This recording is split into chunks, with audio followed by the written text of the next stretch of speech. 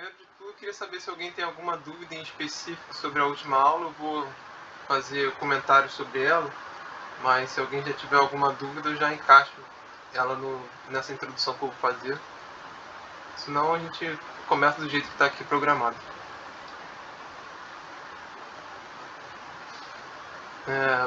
Primeiro de tudo, eu falei com vocês na sexta-feira, né? Para vocês buscarem referências, que eu acho que é uma das coisas primordiais para realizar um projeto de criação, né? Então, sempre quando a gente está criando algo, a gente tem que nos basearmos em algo para fazermos, né? Então, se a gente tiver referências claras do que a gente quer fazer e referências de outras coisas para a gente se assemelhar, vai ser bem mais fácil, bem mais fluido o trabalho. É bom a gente pegar referências que não sejam só do cinema, né? A gente pode pegar referências de outras artes. É bom entender que como a gente está falando... E aí, Tássia, boa tarde. Como a gente está falando de sétima arte, né? Então tem 6 artes que estão vindo anteriormente e é meio que o cinema vampiriza essas 6 artes. Ele utiliza dessas outras 6 artes para compor a arte que é o cinema, né? Então a gente pode pegar referências da arquitetura, da literatura, da pintura, da escultura, da música e da dança. Então a gente pode utilizar outras referências de outras artes para a gente compor o nosso quadro de referências na hora de a gente fazer o filme. É muito comum a gente pegar referências de filmes, né? Mas a gente pegar referências de outros trabalhos também é interessante. De exemplo, eu tenho o Psicose naquela casa que é o hotel, né? Ele foi inspirado em um quadro de um artista plástico, eu não estou lembrado o nome, mas ele é bem semelhante. Isso você pode pegar várias obras de artistas plásticos que vão inspirar obras de cinema, né? Então acho que isso e também é interessante. E aí, Rebeca, boa tarde. Também é interessante a gente ver que muita gente sai de uma arte dessas e vai para o cinema, né? O Fernando Meirelles, por exemplo, ele se formou em arquitetura, depois ele foi trabalhar com cinema. Na faculdade de arquitetura ele já trabalhava algumas coisas de cinema, mas ele foi trabalhar com cinema depois, né? Ele começa na arquitetura e tem muita gente que é de outras áreas, de outros meios. A maioria aqui é de uma outra área completamente diferente do audiovisual, e acho que você pode buscar conhecimento nessas outras artes também, que eu acho que é bacana. O trabalho de monografia do Fernando Meirelles foi um filme, foi um curta-metragem. Então é algo que a gente pode pensar assim, né? Tem vários diretores que não são formados em cinema, né? Peguei o exemplo do Méliès, que era mágico, por exemplo, na última aula, né? Para falar disso, que a gente precisa de referência, a gente meio que copia coisas, né? Copia e transforma. Eu vou apresentar aqui minha tela, que eu acho que tem uma referência muito boa para a gente falar sobre isso, que eu já falei algumas vezes sobre o Festival do Minuto, em outros cursos que eu apresentei. O Festival do Minuto é um site interessante, vocês podem até inscrever o curta que vocês vão fazer nesse festival, tá?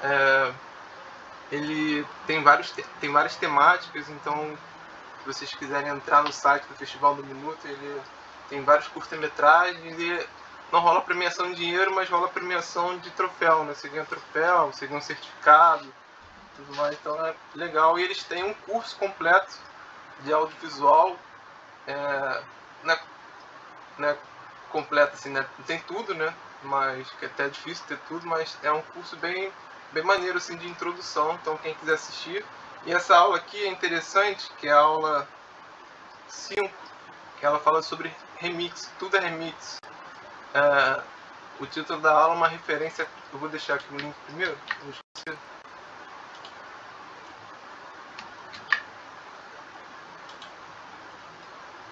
E o título da aula é referência a esse filme aqui.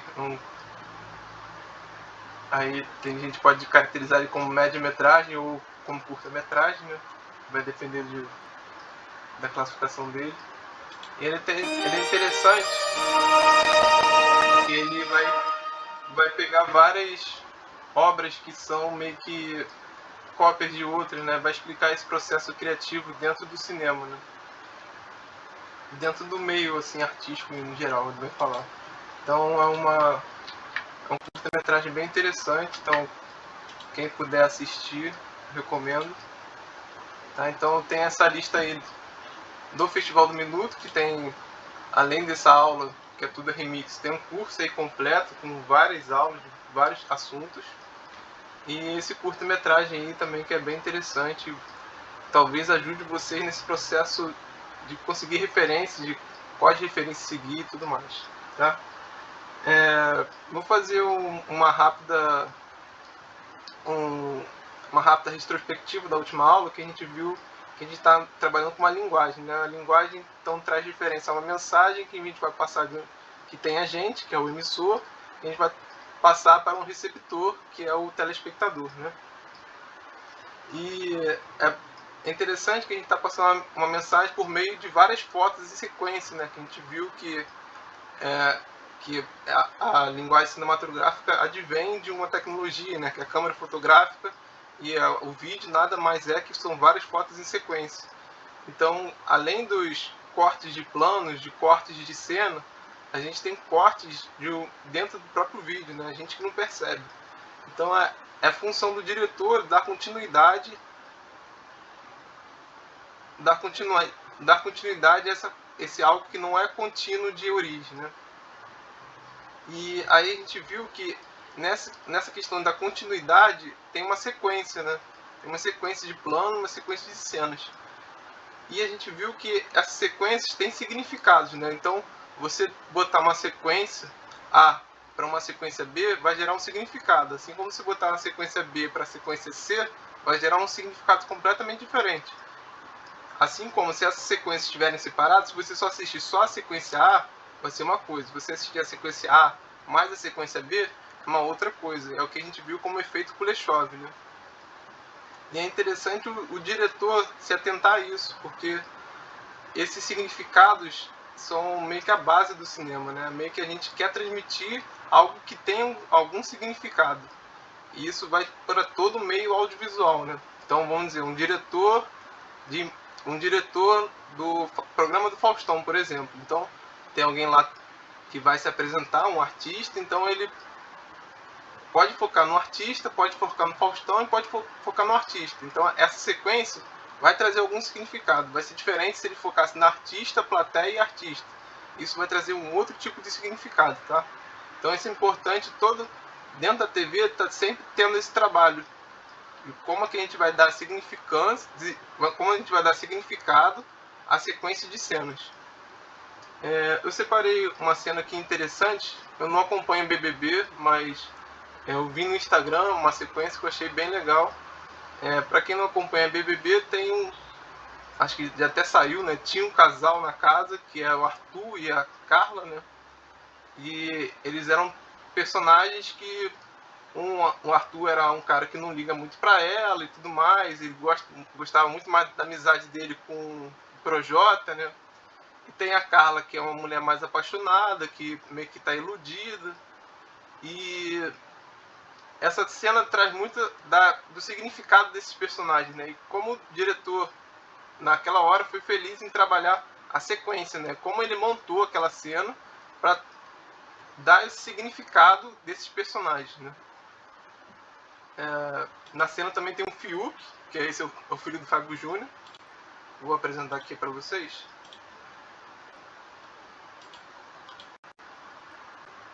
Então, o que eu quero que vocês reparem nessa cena é como que o diretor conseguiu dar significado a uma sequência de cenas que ele montou de uma forma que ele quer expressar essa mensagem. Então é uma expressão de mensagem a partir do ponto de vista do diretor. Então ele cria uma narrativa através da montagem de cenas. Se as cenas fossem montadas de uma forma diferente, teria uma outra característica. Vamos ver rapidinho aqui a cena?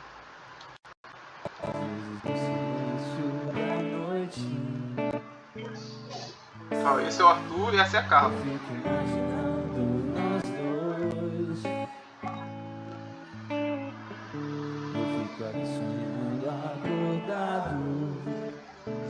Juntando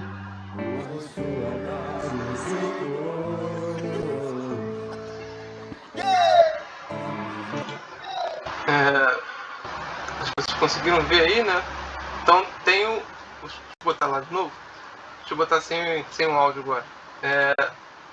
Então a gente tem uma sequência de imagens que o diretor quer que tenha algum significado. Então ele apresenta os dois personagens, que é o Arthur e a Carla.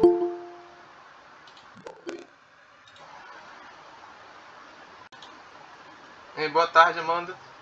Ele apresenta os dois personagens, que é o Arthur e a Carla, e ele quer transmitir uma mensagem com essa cena. Então, ele percebe o que vai acontecer, que o Arthur tem uma música romântica, o Arthur não vai em direção ao Gil, mas ele não mostra isso. Ele não quer transmitir ainda a mensagem. Ele poderia, agora nessa hora, ele já poderia mostrar a aproximação do Arthur com o Gil, mas não, ele só mostra isso depois, no final, para dar essa mensagem que ele quer transmitir como os personagens se comportam, né, em relação àquilo. Então, em relação à música romântica, como aquele casal se comporta, né? Então, meio que isso. Então, é meio que para entender que nada é à toa, né? O diretor ali não está botando a imagem de modo aleatório na cara do Arthur, na cara da Carla, na cara do Gil. Ele faz isso de modo contínuo. Tu vê que ele está sempre ali dentro da festa. Ele não sai da festa para ir, sei lá, no banheiro, mostra uma filmagem do banheiro. Não, ele quer contar aquela história ali de forma contínua e a gente vai tendo essas mudanças de plano, de cena, pra gente até levar esse significado. De cena não, né? Cena é mesmo. Alguma dúvida sobre isso? Sobre essa questão de significado e tudo mais? Aí a gente partiu pro princípio, tá? Já entendemos a relação de tempo também, algumas outras relações da linguagem cinematográfica. Agora a gente vai produzir nosso filme. O que a gente precisa primeiro? Da ideia, né? Então a gente trabalhou como é que se forma essa ideia, que essa ideia vai se transformar em um arco, vai ter uma trama, então a gente viu vários tipos de trama que podem existir, e a partir daí a gente vai criar o argumento, né? Então alguns já criaram o argumento, já me mostraram, alguns já ainda estão na ideia. Então é interessante você ter o argumento para com esse argumento a gente possa trabalhar o roteiro. Teve algumas pessoas que vão fazer documentário, então eu vou começar essa aula em relação a isso, falar sobre o documentário, que eu acho que é interessante e acho que a gente tem bastante coisa de documentário para a gente falar. Então vamos lá, tem uma diferença que é clara, né? Que você sabe quando você está vendo um documentário e quando está vendo uma ficção. Mas você sabe por quê? Porque está escrito ali. A gente vai ver um documentário, vai estar escrito lá, documentário. Vai estar lá no gênero. Então essa aí é um ponto fundamental. O autor está definindo que é um documentário. Porque eles passam por uma linha muito tênue entre documentário e ficção. Que a gente vai ver daqui a pouco, tá? Eles têm características semelhantes. O documentário e a ficção, elas vão ter início, meio e fim, vão ter personagens, vai ter um estilo narrativo, vai ter locações, vai ter tema. Então, tudo isso vai se semelhar. Mas a diferença é que no documentário a gente vai tentar mostrar a realidade através da visão do autor, sem que os fatos sejam distorcidos. Enquanto que na ficção a gente distorce tudo, tá tudo sendo distorcido ali na ficção, tá? Então esse é um dos pontos primordiais. A gente não tem uma distorção dos fatos no documentário e a gente tem uma distorção dos fatos na ficção. Então, vamos dizer, se você vai gravar um documentário selvagem sobre a caça de leão a zebras. E a gente vê o leão caçando a zebra, mas nunca consegue pegar a zebra. Então eu nunca consegui aquela imagem ali que eu queria do leão pegando a zebra e tudo mais. Aí o que eu faço? Eu vou lá e dou um sedativo para a zebra. Ou, sei lá, faço alguma coisa que ajude o leão a pegar a zebra. Então ali eu estou tendo uma distorção dos fatos, tá? O primeiro documentário que existe é o Nanook. Eu vou até botar aqui para dar diferença a vocês. E no Nanook ele já tem meio que, vamos dizer, esses erros, entre aspas, né? Tem uma hora que o Nanook, né, que é sobre o Nanook, é uma pessoa que mora no meio do gelo. Ele vai pescar, só que ele não consegue pescar. Então o que o diretor faz? Ele simula que está pescando. Então não tem uma pesca realmente ali, está simulando. Já tem um peixe já preparado e tudo mais. Então a gente já tem ali uma distorção da realidade, que é algo meio que errado, né? Meio que você não pode fazer isso no documentário. Mas como o cara definiu que é um documentário, então é um documentário, sabe? Se você meio que só perde pontos, entre aspas, assim, mas quem define realmente o que é um documentário ou não é a visão do autor. O autor tá falando, ali é um documentário, tá? E com isso, a gente tem meio que muitos filmes híbridos. E são meio que filmes, você só consegue definir se é documentário ou ficção porque o autor definiu que é documentário ou ficção. Porque ele tem atores. O Gustavo falou que tem um filme que aborda isso, da falsa verdade dos documentários. Qual que é o filme? Você lembra?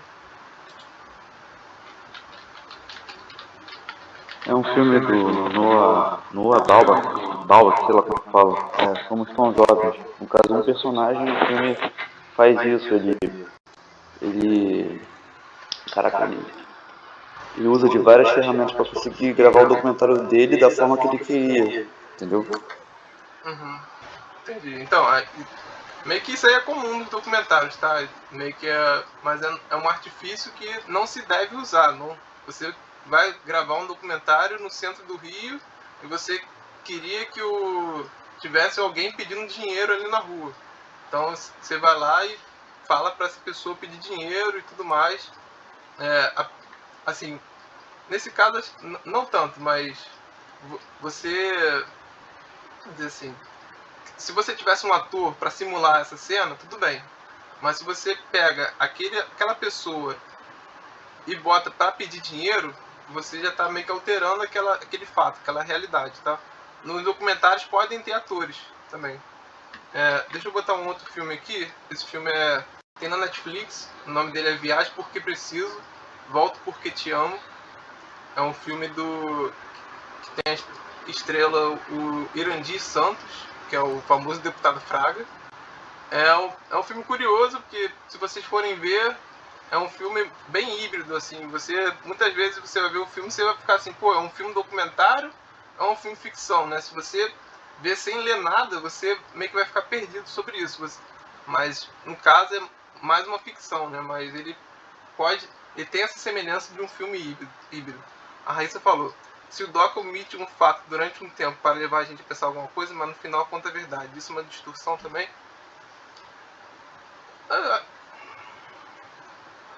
A Raíssa, cara, é uma boa pergunta, mas aí é omitir, né?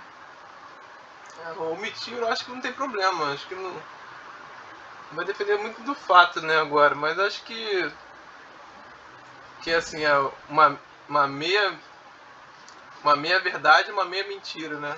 Então, você vai omitir uma parte da verdade, você acaba fazendo uma mentira também, mas eu acho que assim, isso vai muito de algo subjetivo, tá? Como é que a gente distorce ou não distorce algo. É bem subjetivo isso. Mas no meu caso eu responderia que sim. Nesse caso também é uma distorção, mas o diretor ele vai omitir várias coisas. Ele quer passar a visão dele. A gente vai ver alguns estilos de documentário, tá? O Gustavo falou que uma grande parte do Mank gira em torno disso. Cara, eu confesso que no Mank eu dormi, eu tava muito cansado. Eu vi 30 minutos e tá. Eu acabei não revendo ainda. Sempre quando vocês forem ver um filme, ver o filme 30 minutos e dormir, começa o filme de novo, tá? Ainda mais se não for ver no outro dia. Aí a Raíssa falou, a maioria dos casos documentários sobre crimes reais fazem isso, por isso a pergunta. Sim, então, o diretor quer passar a visão dele, né? Então ele vai omitir coisas, ele quer que aquela visão dele seja passada. A gente vai ver melhor isso aqui um pouquinho mais à frente. O Gustavo falou que não é um dos melhores do Finch. Eu separei. Não, pensei que. Eu tinha separado aqui o roteiro de rede social, mas eu acabei botando de Parasita pra gente analisar. Enfim, vamos seguir? Porque a gente ainda tá falando do documentário. Vamos lá. o documentário, então, ele advém da fotografia também, mas ele advém da fotografia documental, que é um pouco diferente. Que é, vamos dizer, existia uma guerra e ela tinha fotógrafos que, para ir registrar essa guerra, ou aconteceu algum movimento histórico, então tinha fotógrafos por lá. Então ele advém muito disso, para retratar a realidade, né? Ele quer, tipo, enquadrar a realidade de alguma forma, e sempre de um ponto de vista, né? O primeiro documentário pode se caracterizar como o documentário do Lumière, que é aquele dele vendo o trem chegando, né? Que é uma das imagens mais características que tem, como ele registra aquilo, ele não muda nenhum fato daquilo e transmite aquilo no cinema. Pode-se dizer que aquilo ali é o primeiro curta documental, né? E o Nanook, primeiro longa, que é conhecido.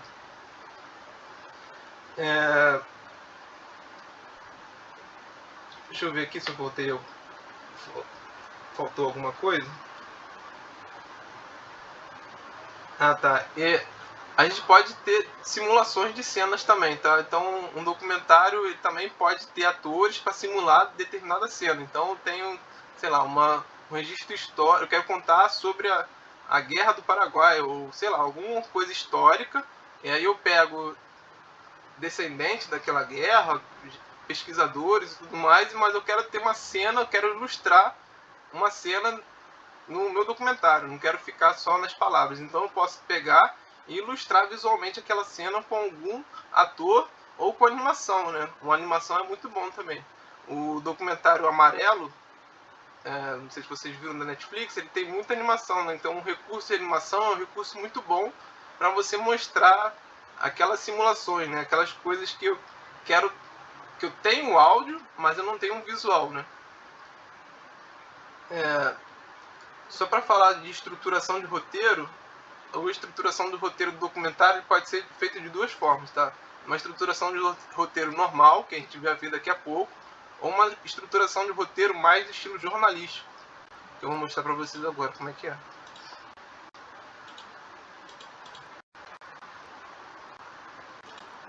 No modo mais jornalístico, vocês vão ver duas camadas, uma camada de vídeo e uma camada de áudio.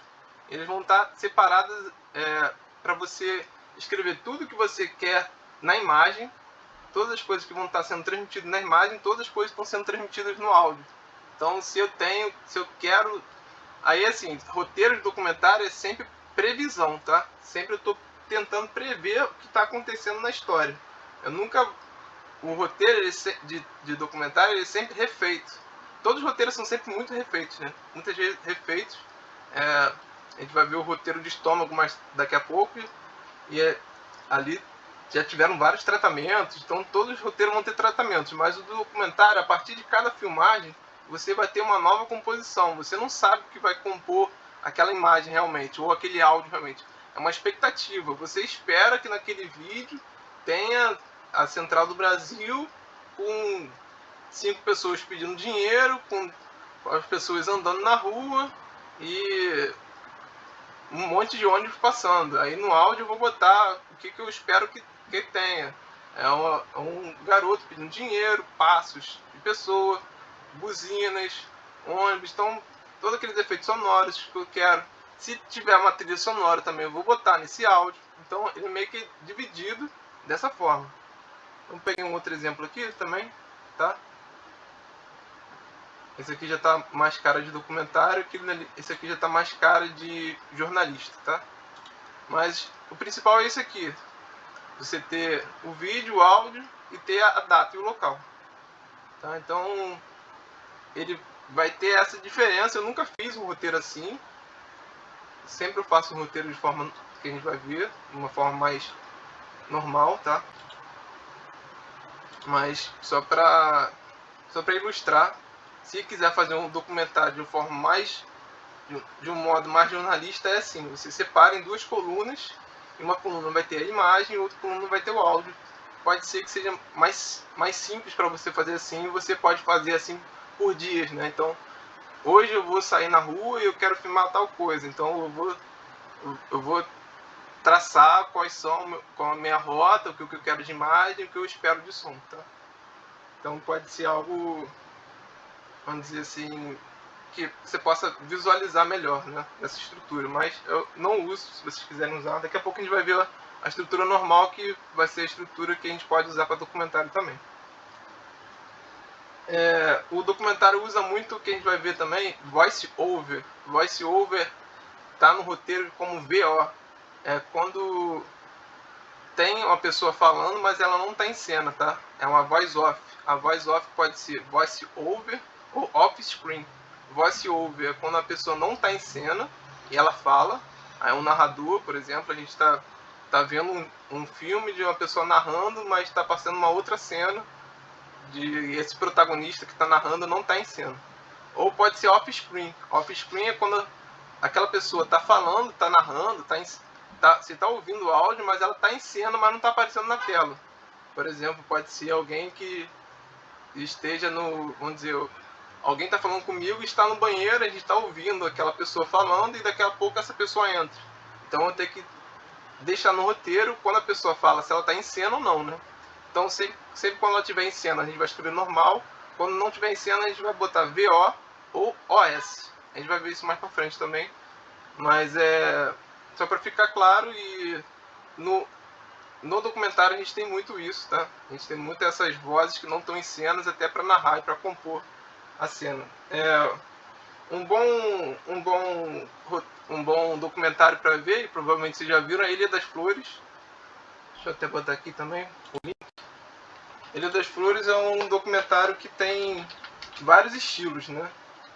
E ele tem essa voice over, ele é todo narrado, tem várias premiações, né? É bem antigo, acho que ele é bem característico passar no colégio, né? Muita gente do colégio viu.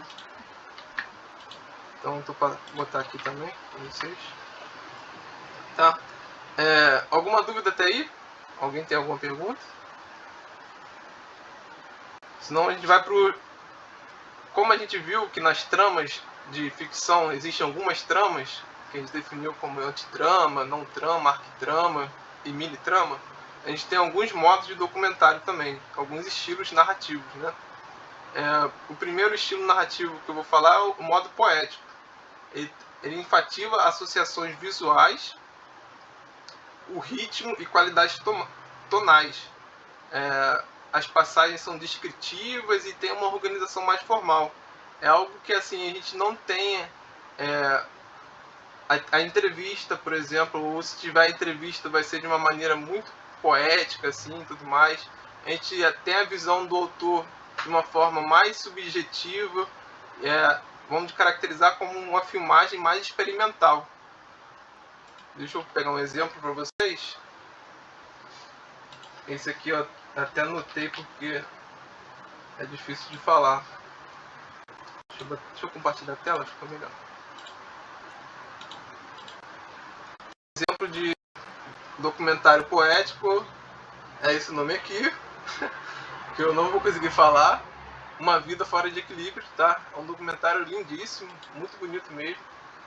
Um dos melhores documentários que eu já vi, assim. E tem essa visão dele bem poética. Ele é um documentário que não tem narrativa, você é muito contemplativo, então você vai ficar mais contemplando e no final você chega você vê que tem uma mensagem ali, tem um significado, mas não é de forma clara, tá? Então ele assemelha muito uma narrativa mais experimental. Algumas pessoas que veio falar comigo para fazer documentários, eu perguntei assim, vai fazer algo mais experimental ou mais clássico, tá?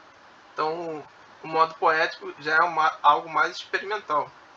A gente tem o modo expositivo, que ele enfatiza o comentário verbal e uma lógica argumentativa. Então é o documentário mais jornalístico, entre aspas, que tem, né? É um documentário que tem uma pesquisa muito a fundo, que ele quer transmitir bem o ponto de vista do autor. E assim, acho que é um documentário mais normal que existe. Só para ficar claro, o documentário não precisa ser unicamente um modo, tá? Ele pode ter uma mistura de modos. Ilha das Flores é uma mistura de modos, né? Ele tem um modo poético, ele tem um modo expositivo, ele tem vários tipos de modo, tá? Eu vou botar um exemplo aqui, que é Absorvendo o Tabu.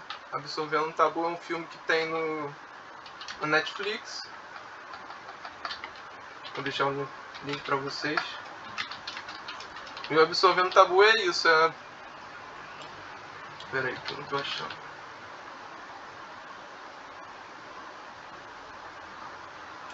Pera aí. O Absorvendo Tabu é isso, ele quer expor algo que é da visão do autor, quer expor aquela sociedade ali que está restrita ao absorvente, e ele expõe isso de maneira muito boa. Deixa eu botar o link da Netflix. Não sei porque eu não estava achando no MDB. Enfim, enquanto carrega aqui, eu vou falar sobre o outro modo, que tem um modo observativo também. O modo observativo enfatiza o engajamento direto no cotidiano das pessoas. Ele representa o tema do autor, mas sendo observado de forma mais de longe, de forma mais discreta. Ele não tem uma participação muito direta assim, na filmagem, tá? Ele tem uma participação assim, de uma forma que tem um olhar meio que de fora. É como se estivesse ali em cena também. É como se estivesse olhando, caraca, isso aqui está acontecendo. E um exemplo disso é o Winter on Fire, também tem no Netflix. Acho que a internet caiu, né? Ou não? Vocês estão me ouvindo aí? Acho que não abriu aqui. Tá, tô ouvindo, né? Aqui, às vezes o Wi-Fi é assim, né? Ninguém tava me ouvindo, a internet não tava abrindo aqui o Absorvendo Tabu. Gente, eu não tô conseguindo pegar o link do Absorvendo Tabu, mas... não sei por que não tá indo. Mas ele tem na Netflix, tá? Eu vou botar... depois eu relaciono esses links e boto junto com o modo documentário que é. Esse aqui é o Winter on Fire, é um documentário de modo observativo. Ele tem uma visão, se não me engano, é um conflito na Ucrânia. Só confirmar se na Ucrânia. Um conflito na Ucrânia e ele meio que, tipo assim, você não sabe se... assim, você sabe que ele meio que está sendo a favor do povo, né, dos manifestantes, mas você não tem um ponto de vista ali direto do autor. E o autor não está se expressando diretamente. Não é igual o da Petra, Democracia em Vertigem, que ela está narrando totalmente a história e ela está participando ativamente. Não, o autor ele está meio que de fora ali, só observando e mostrando o conteúdo, né? Todo o visual e o áudio, tudo que está acontecendo ali. Aí tem o modo participativo, né? Que ele enfatiza a interação do cineasta e o tema. Aí tem muitas entrevistas, né? Mas só que dentro dessas entrevistas tem muito envolvimento do autor ali na obra, do documentarista, né? Muitas vezes ele é até filmado. Um exemplo claro disso é Cabra Marcado para Morrer. Esse documentário é excelente também.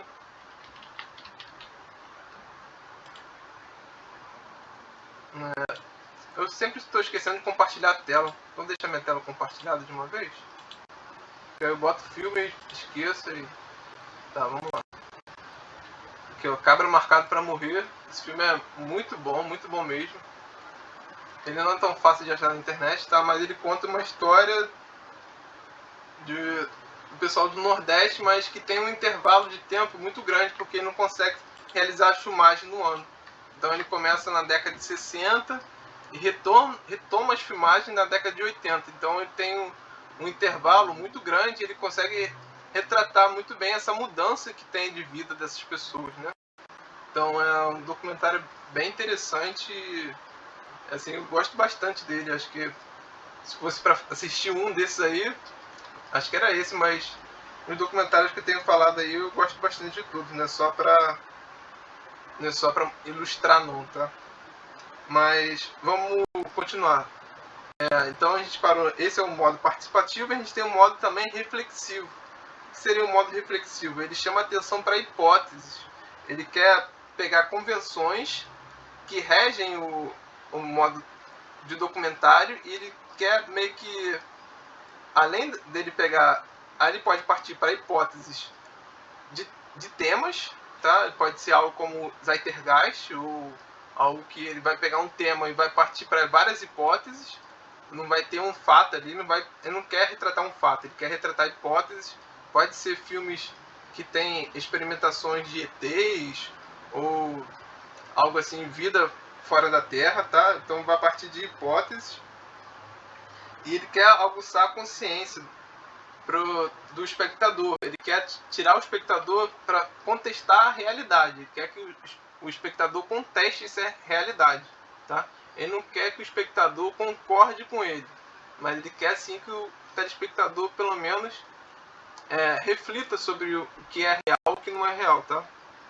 Então, e ele também ele vai, em alguns casos, também ele vai meio que ir contra o design clássico dos documentários, tá? Então ele não vai seguir exatamente desses princípios do documentário, que é mostrar a realidade certinha, toda crua e tudo mais.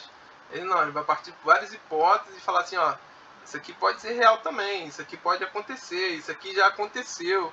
Olha só esses, vamos dizer, esses conflitos que está tendo aqui, que pode ser resultado de invasões extraterrestres, sei lá, algo do tipo, né? Tem um documentário que eram os deuses astronautas.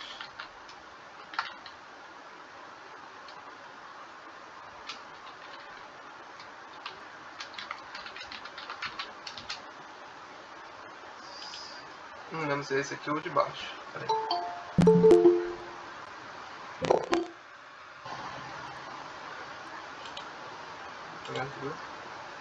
E aí, Lucas, boa tarde. A gente está falando sobre documentários, tá? Que a gente não falou sobre documentários, e quando a gente finalizar sobre documentários, a gente vai entrar em narrações. Isso aqui eram os deuses astronautas, tá? É um documentário tranquilo, cara. Não se preocupa não. É um documentário que fala sobre possibilidade de vida extraterrestre. Então, esse é um modo reflexivo. A gente não tem certeza que existe vida fora da Terra, né? Alguns podem acreditar, outros não. Mas a partir desse documentário você pode refletir mais sobre o tema, né? Você pode, acho que o exemplo até mais claro disso é Zeitgeist, né? Vai ver Zeitgeist, acho que é assim que se pronuncia, né? E você vai ter várias reflexões, e são várias reflexões a partir de hipóteses, né? Você não vai saber, caramba, isso realmente foi assim, né?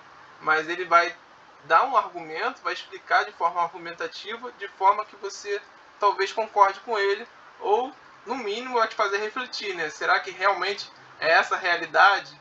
Então ele meio que vai vir para contestar a realidade, tá?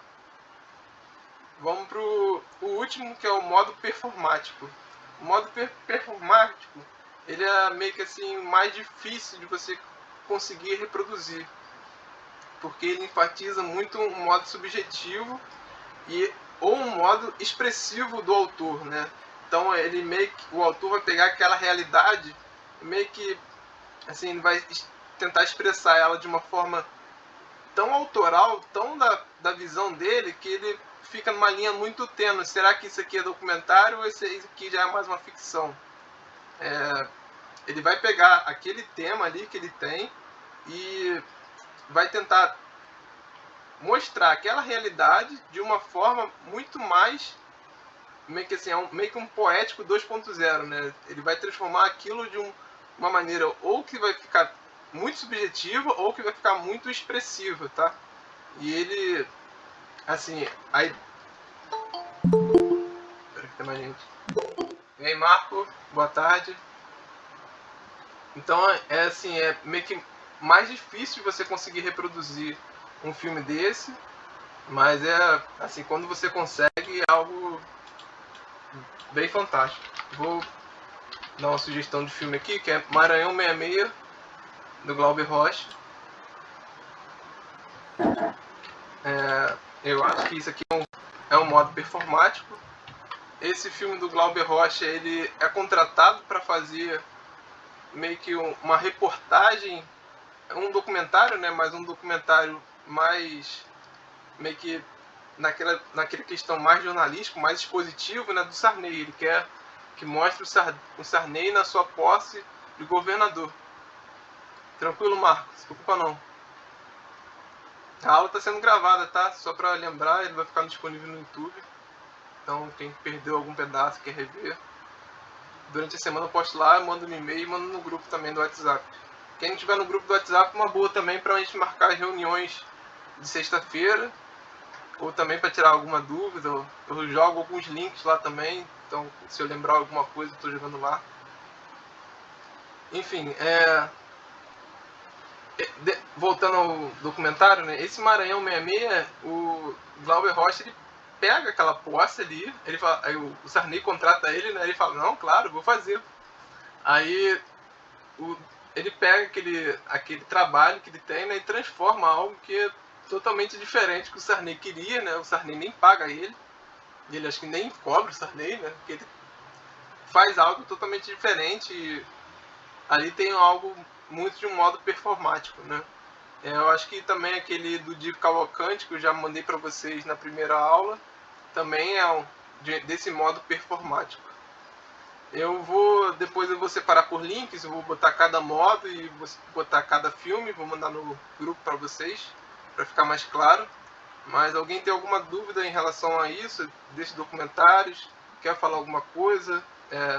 Eu sei que acho que tem 3 pessoas que vão fazer documentários, 3 ou 4, então se alguém quiser tirar alguma dúvida em relação a isso do documentário, que eu acho que é importante, que a gente não mencionou, e documentário é algo que está bem presente dentro do cinema e dentro do audiovisual, né? Então talvez vocês vão trabalhar mais nesse campo jornalístico, mais nesse campo de entrevistas, é bom dominar.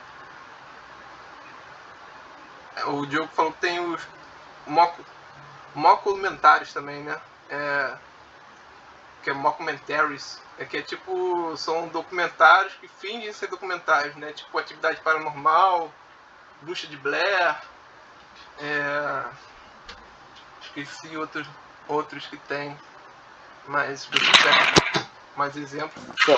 Fala aí, Gustavo. No caso que a gente jogou, assim, acho que é tipo found footage de falar. Acho que mockumentary é de comédia, eu acho.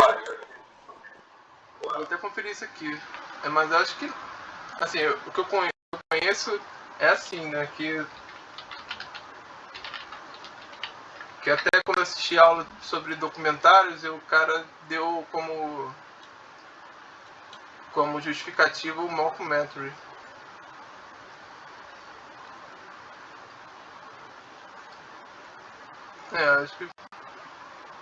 Acho que pode ser também, cara, filme de terror.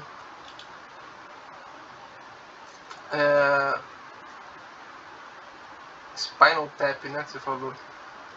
O Diogo Peixoto também. Falou também do Spinal Tap, Fazendo nas Sombras. Aconteceu perto da sua casa. Então esse Spinal Tap é um mockumentary, né? Deixa eu pegar aqui. E eles têm essa característica de fazer meio que o espectador acreditar, né? No Bruxa de Blair, os atores sumiram por um tempo. Eles ficaram um tempo sem aparecer, só para criar meio que uma falsa impressão de que aquilo realmente aconteceu. Tem muitos, como o Gustavo falou, tem muita coisa de comédia, né, sobre isso. The Office, assim, o Trailer Park Boys, são meio que você assiste e você tá vendo assim, pô, será que isso é um documentário? Será que eles estão ali, né? Usa muito handcam. Handcam é característica de documentários. A gente vai ver depois no filmagem que é a câmera na mão, né? Então tem muita câmera na mão, assim, como se você estivesse olhando em cena, né? Então a pessoa tá correndo e a câmera tá balançando pra caramba. Confirma aí pra mim, Gustavo, se é esse aqui, ó. Eu ainda não vi esse filme, não. Nem conhecia, na verdade. Tá falando que é um... Tá falando que aqui é um filme de rock mais engraçado que já foram feitos. O Diogo confirmou isso. Aí, tem um bom mockumentary pra vocês verem. Mas, não, assim, pra mim é ficção, tá? Isso aí não é documentário, é ficção, mas meio que um gênero meio que à parte, assim, né? Que vai ficar... não tá muito nessa linha tênue, né? Entre ficção e documentário, já tá mais pra ficção, mas meio que pode ter origem nessas premissas de documentário, né? Então, se alguém quiser fazer algum, tem uma boa dica. Usa a linguagem do documentário, exatamente. Vai ter muita entrevista, voice over, vai ter os personagens fingindo que estão naquela vida cotidiana deles, né? Que aquilo ali é o cotidiano deles. Então, The Office, acho que é um grande exemplo. Trailer Park Boys, várias séries de comédia, né? Tem isso. Família Moderna, né? Vai ter a pessoa ali, tem várias vezes cenas dele sentado no sofá sendo entrevistado, né? Como se fosse realmente um documentário. Ali tem um personagem real, tem uma pessoa entrevistando outra pessoa, né? Então, na real, são atores, né? The Office também, The Office é isso. Pra ficar claro que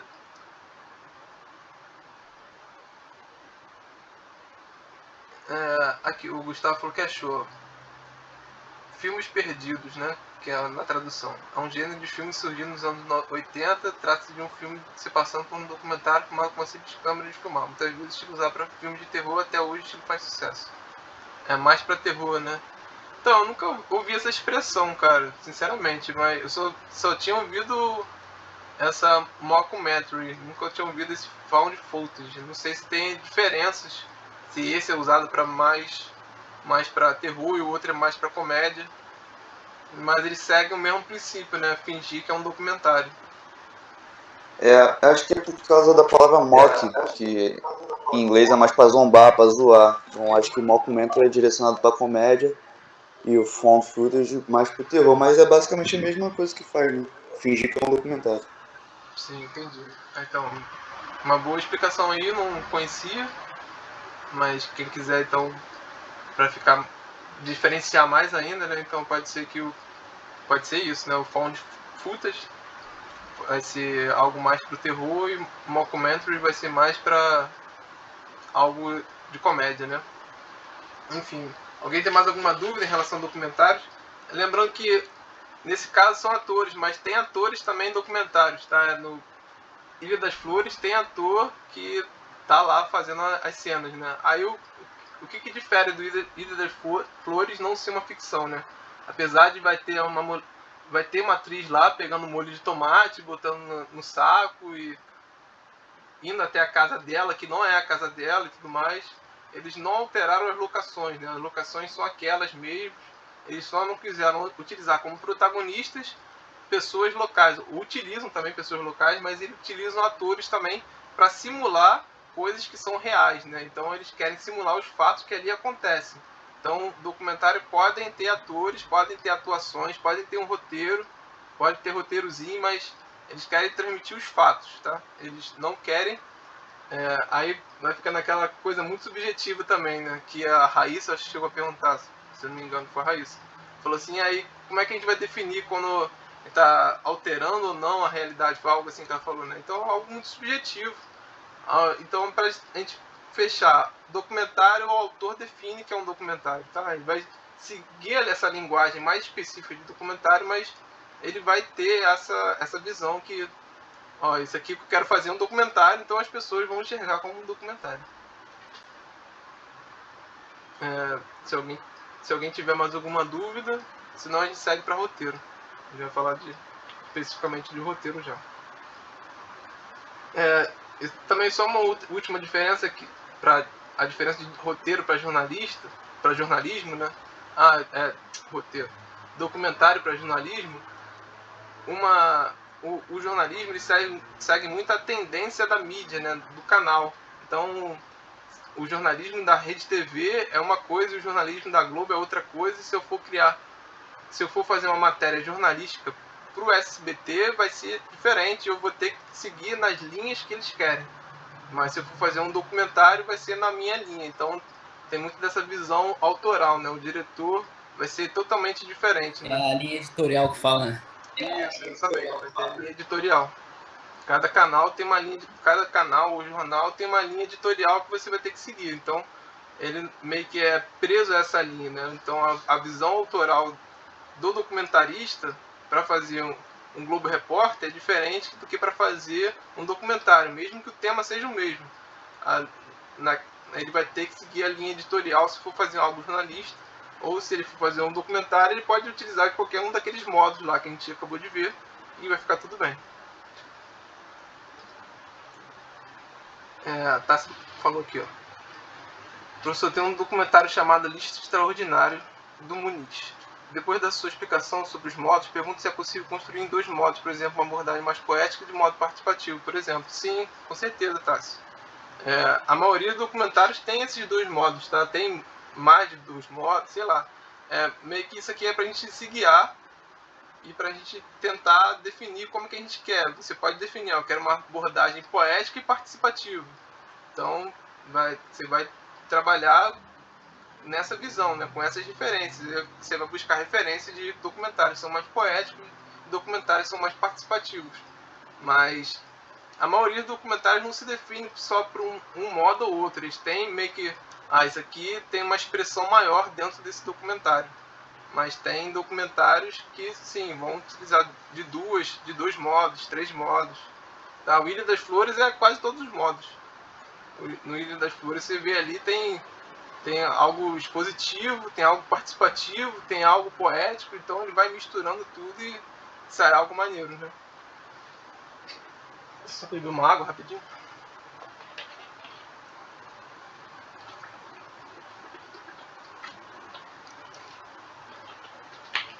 É bom ter cuidado também quando for fazer o documentário com a ética também, tá? Então, vai fazer um documentário no centro do Rio, quer filmar as pessoas de rua, que dá pra não filmar as caras dele, ele pedindo dinheiro, não vai acontecer nada de direito de imagem, porque é muito difícil essa pessoa te processar, mas eticamente não é tão maneiro, né? Você tá expondo a pessoa assim.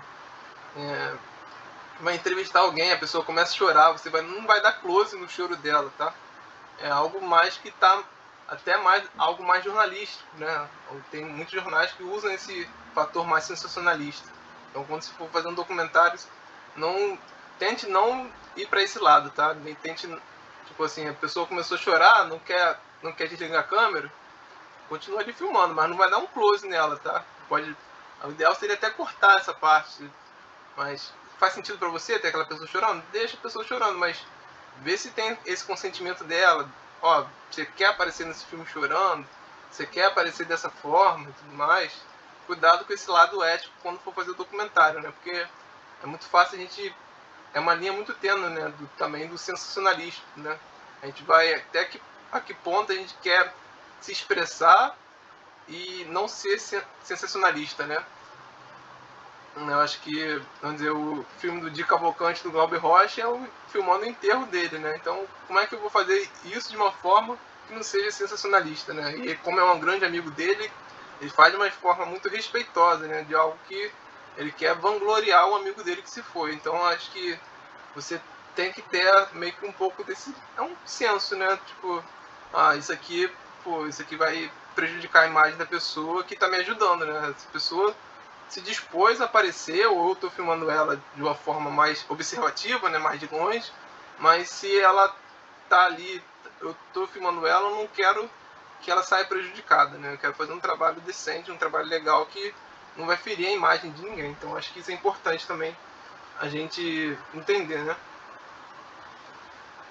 Foi aí, alguém tem mais alguma dúvida de documentário?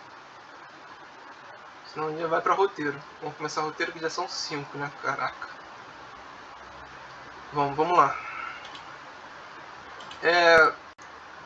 Todo mundo aí tem computador? Alguém vai trabalhar nesse projeto sem computador? Porque aí a gente pode ver alguns outros esquemas que a gente vai utilizar softwares, né? Hoje a gente vai utilizar o CeltX para fazer o roteiro e a gente vai utilizar programa também de edição de vídeo. Então, se alguém tiver sem computador, me avisa, porque aí a gente pensa em algum outro formato, alguma outra coisa.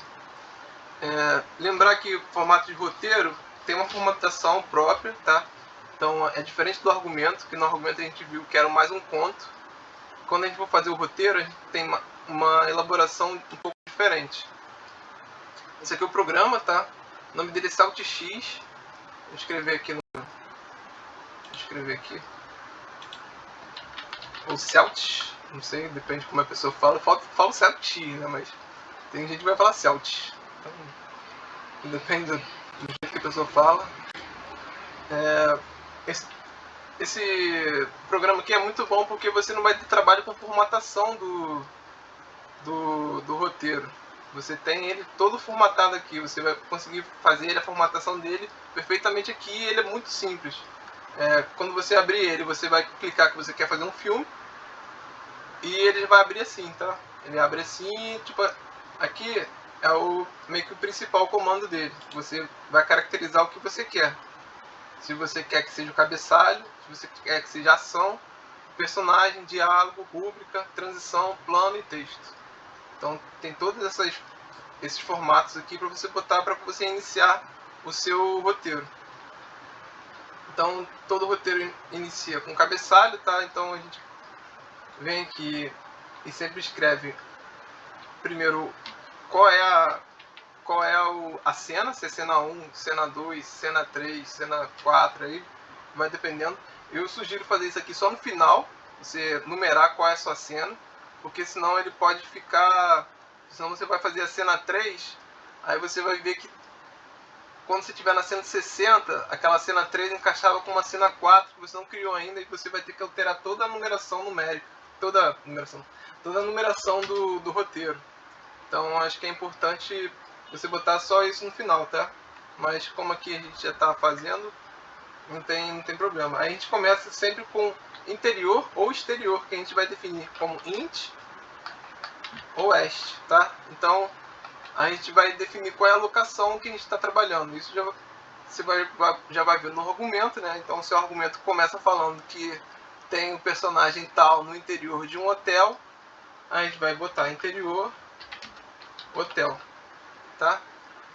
Então isso aí é meio que o básico, é sempre você vai botar dentro da locação ou fora da locação. Se tiver ele entra e sai, você pode botar int/est, não tem problema. E a locação, e depois a gente bota também que faixa de horário está, né? Normalmente fica muito entre dia e noite, mas você pode usar mais tarde, ao anoitecer, de madrugada. Então pode manhã. Então isso aqui é a faixa de horário que você bota. Você pode botar dia, que é basicamente se você vai ter a presença da luz do sol ou não, né? Então meio que isso. E quando você dá espaço, ele já passa para ação. Isso que é interessante, o espaço. Dá um enter. Quando você dá um enter, ele já passa para ação aqui, ó.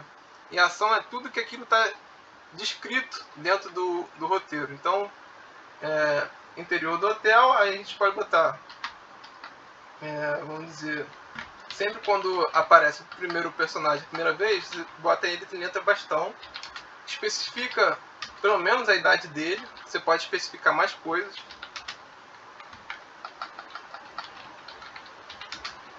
Aí você começa a escrever.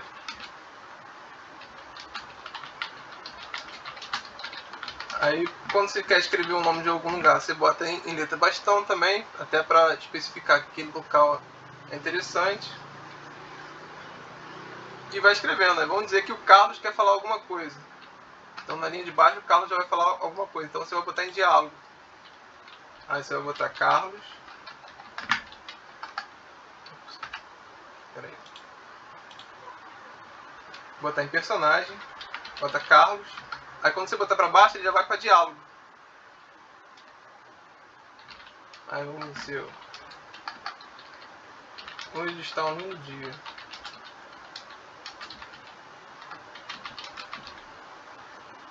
Só para ficar mais claro.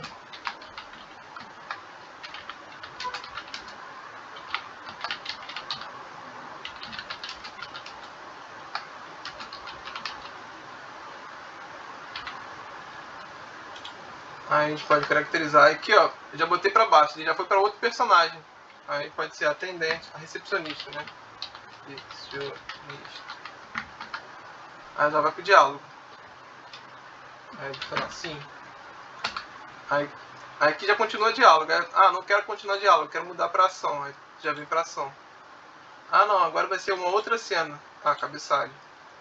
Tá, porque aqui vai facilitar muito a vida de vocês. Eu vou dar exemplos de roteiro, tá? Daqui a pouco a gente vai ler alguns roteiros. Eu separei 3 roteiros. Espero que a gente consiga ler os 3. Tá? Mas isso aqui é só mais para conhecimento do programa e para vocês entenderem algumas coisas que existem. O que mais utilizam são esses 4 aqui, tá? A rúbrica é mais quando você finalizou o roteiro, vai botar para registrar. A gente vai falar isso depois. Plano em texto é muito difícil de usar. De vez em quando usa a transição vem aqui do ladinho. A transição a gente vai ver mais em outras aulas. Na aula de decupagem a gente vai ver melhor. A transição sempre vai em letra bastão. A gente pode botar aqui um fade out, uma transição. Aí tipo, essa cena é o que ocorre e a gente pode, se você quiser, você pode abrir a cena com fade in, tá? Uma transição que é início de cena, mas é meio que você não precisa, porque a cena está acontecendo, então tem alguma coisa ali clara, né? Só se fosse se tivesse assim, ó, o começo seria um título, aí a tela fica escura e você quer clarear, tá? Aí você botaria um fade in, mas isso aí a gente vai falar melhor na aula de decupagem. Enfim, esse programa aqui é bem simples. Deixa eu ver aqui, nem tô no chat mais. Alguém tem alguma dúvida sobre esse programa aqui? Eu vou botar alguns roteiros pra gente ler, pra gente entender melhor a formatação dele. Vou deixar o site aqui também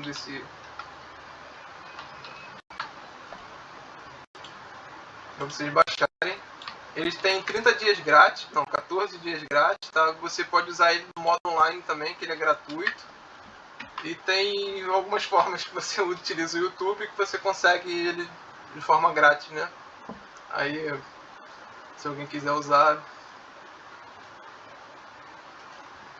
Tranquilo, Raíssa, vai lá. Até mais. Hoje a aula está sendo gravada de forma completa, tá? Então não vai ter muito problema. Então a gente vai usar esse software.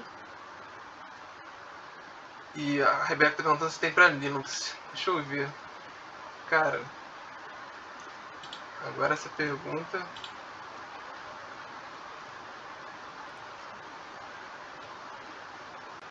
Não sei, cara. Não sei se tem para Linux. Provavelmente tem, tá? Mas não sei te responder. Tem vários programas de edição de formatação de roteiro, mas a maioria é pago.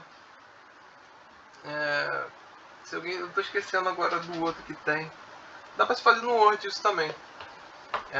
No Word você vai deixar como característica de roteiro, né? Deixa eu abrir um roteiro aqui. Ok, esse aqui é o roteiro que eu tenho lido, tá? A gente vai ler melhor ele.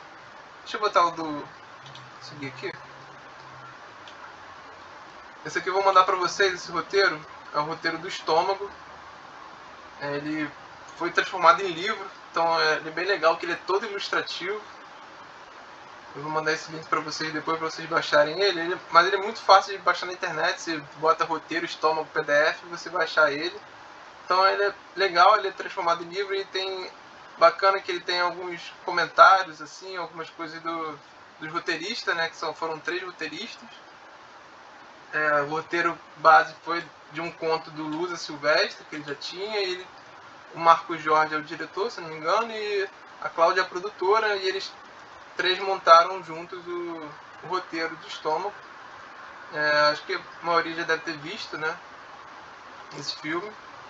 E eu achei legal esse começo dele aqui, que ele fala assim, ó, que é o roteirista falando sobre cinema, né? Sobre a produção, como é que foi a produção do filme e tudo mais.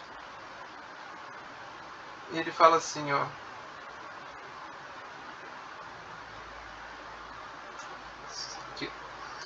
Cinema é trabalho em grupo. Os atores acrescentam vidas ao personagem. O diretor de fotografia sugere um movimento que dá mais ritmo. O montador dá um corte que simplifica. O roteirista refaz os offs. Enfim, esporte coletivo. Todo mundo jogando para fazer gol. Cinema é isso. Outras opiniões somando ao roteiro, com a organização e orientação do diretor, que é quem sabe mesmo para onde o filme deve ir. Um bando de gente que se juntou em torno de uma crença comum. Temos um bom roteiro que vale a pena ser filmado e vai ser relevante. Funciona, mas repito, desde que o diretor mande. E o Marcos, se tem uma coisa que ele sabe fazer, é orientar. Mão segura, braços amigos, como o slogan das Forças Armadas. no começo era só uma brochura com um monte de papel junto. No fim, já era um filme bom, com pegada e personalidade. No fim mesmo, é isso. Ele publicado em forma de livro, fomos das palavras às cenas e agora voltamos às palavras. Eu achei bem maneiro essa meio que introdução que ele faz, né? Cada um tem um textozinho, o Mário Jó, o diretor do filme e os roteiristas, eles falam aqui. Eu achei bem interessante. E aqui eu vamos botar pro início, para vocês verem como é que é a estrutura do roteiro. Deixa eu passar essas cenas aqui, que são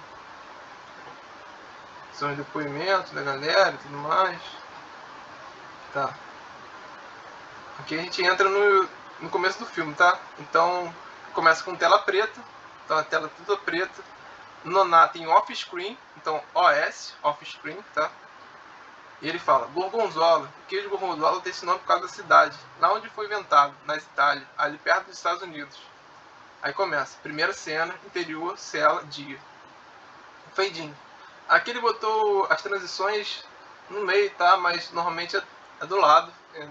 A maioria dos filmes é do lado, então acho que tá mais assim porque é formato de livro, mas toda a formatação dele tá certinho como no roteiro, só essas transições que eu não entendi o porquê ter botado assim, como se fosse diálogo, né? Sei lá, enfim. Aí vai, detalhe dos dentes de um homem falando. A câmera lentamente vai abrindo e mostrando um homem de mais ou menos 35 anos, que fala diretamente para a câmera, tendo ao fundo uma parede de concreto, velha e suja. Ele continua a fala iniciada ainda na tela preta. Então a fala começa na tela preta e ela vai dando um fade in no meio, tá? Então isso é importante, porque no roteiro ele deixa claro. E como é o diretor participando do roteiro, o diretor ele tem mais vamos dizer assim, arbitrariedade ou algo do tipo para botar assim detalhe dos dentes, algo, a câmera vai se movimenta para tal coisa, porque ele já está imaginando como é que vai ser. Então o diretor ele tem meio que quando ele vai fazer o roteiro ele tem mais esse tato, né? Vamos dizer assim. Aqui vem o personagem Nonato fazendo o diálogo dele. O Gorgonzola foi um dos primeiros queijos a ser inventado. Tem uns mil. Peraí.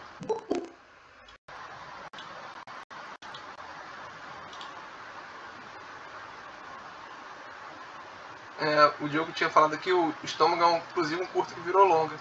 E aí, Éder, tudo bom? Diogo, eu acho que ele foi um roteiro de curta que virou longa, pelo que eles falam aqui, né, até nesse próprio livro. Eu acho que não existe um curta-metragem, existe um roteiro de curta-metragem e eles decidiram fazer um longa-metragem a partir desse roteiro de curta-metragem, transformar esse roteiro de curta e de longa. Eu acho que foi isso, tá? Eu tava até relendo sobre isso ontem, tava até relendo esse livro aqui, algumas partes dele, e acho que ele fala isso. A gente tá vendo um roteiro aqui de Estômago, tá? O filme Estômago. E é bom que ele vai dando referências de imagens também, de acordo com as cenas. Então acho que ele é bem completo por causa disso. Então a gente não vai ler ele todo, tá? Mas é sempre só para vocês pensarem assim, ó. Aqui tá a ação, essa é a ação do filme, esse é o personagem, esse é o diálogo, tá? Sempre quando o personagem começa, ele tem uma referência de letra bastão e algumas.